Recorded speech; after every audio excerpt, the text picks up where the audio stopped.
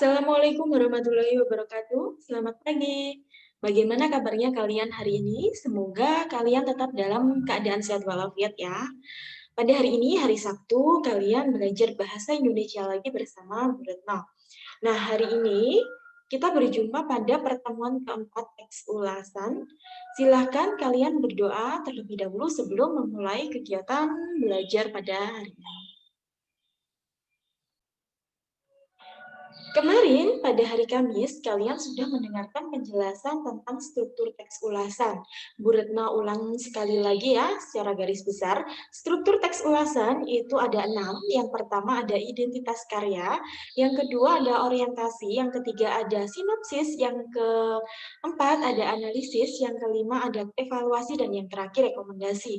Nah, struktur teks ulasan ini urut ya, tidak boleh dibolak-balik penempatannya. Jadi, kalau kalian membuat teks ulasan harus urut, harus runtut. Nah, pada hari ini Bu Retno akan menjelaskan kelebihan dan kekurangan teks ulasan. Jadi di sini apabila kalian sudah membuat teks ulasan itu bisa dilihat kelebihan dan kekurangannya. Ingat, maksudnya ini bukan kelebihan dan kekurangan karya ya, tetapi kelebihan dan kekurangan teks ulasan yang sudah dibuat. Yang pertama, kelebihan dan kekurangan teks ulasan itu dapat dilihat berdasarkan lengkap tidaknya struktur teks ulasan. Jadi, teks ulasan tersebut dikatakan memiliki kelebihan apabila strukturnya lengkap. Apabila strukturnya tidak lengkap, maka di situ terdapat kekurangan. Nah, struktur itu dikatakan lengkap apabila memuat identitas karya, orientasi, sinopsis, analisis, evaluasi, dan rekomendasi. Yang kedua, isi teks ulasan tidak jelas. Misalnya mencantumkan informasi yang sulit dipahami oleh pembaca, sehingga mengganggu pemahaman pembaca. Nah, jadi apabila kalian membuat teks ulasan, maka isinya itu harus jelas. Ya, yang kalian ulas itu harus jelas. Yang ketiga, pemilihan kata tidak tepat, menggunakan istilah asing atau bahasa daerah. Nah, apabila kalian menulis atau membuat teks ulasan, maka kalian harus menggunakan pilihan kata yang tepat, yang sesuai dengan karya yang kalian ulas. Jangan menggunakan istilah asing atau bahasa daerah. Gunakan bahasa Indonesia yang baik dan benar. Gunakan bahasa Indonesia yang baku. Ya, apabila kata yang kalian pilih tidak tepat, itu akan menjadi kekurangan teks ulasan yang kalian buat.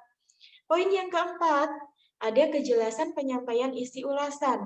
Jadi dalam membuat teks ulasan, kalian harus menjelaskan mengenai karya itu, informasi mengenai karya harus dijelaskan dengan bahasa yang jelas.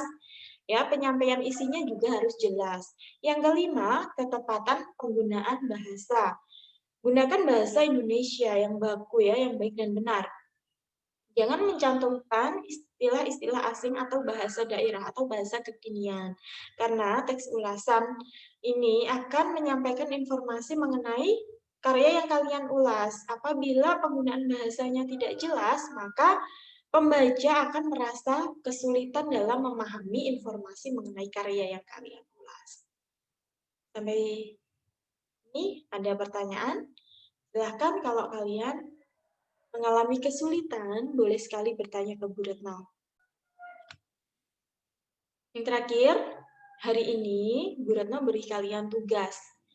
Tugasnya mengerjakan LKS halaman 5, nomor 1 sampai 5. Jadi LKS halaman 5 yang bagian atas silahkan dikerjakan di buku tulis.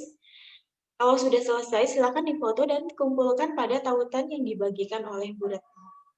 Ya, jangan lupa mengerjakan tugas. Tugas ini akan dinilai oleh Bu Retno, kumpulkan hari ini. Wassalamualaikum warahmatullahi wabarakatuh.